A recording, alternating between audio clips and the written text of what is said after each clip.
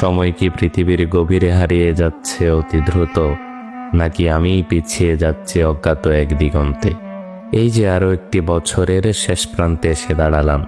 কিছু কি অর্জিত হয়েছে, নাকি শুধুই বারবার নিজের ভেতরে একটা শূন্যতার জন্ম দিয়েছি? প্রতিবার নিজেকে নতুন করে গড়ে তুলতে চেয়েছি, কিন্তু সময়ের ভারে হারিয়েছি সব সংকল্প।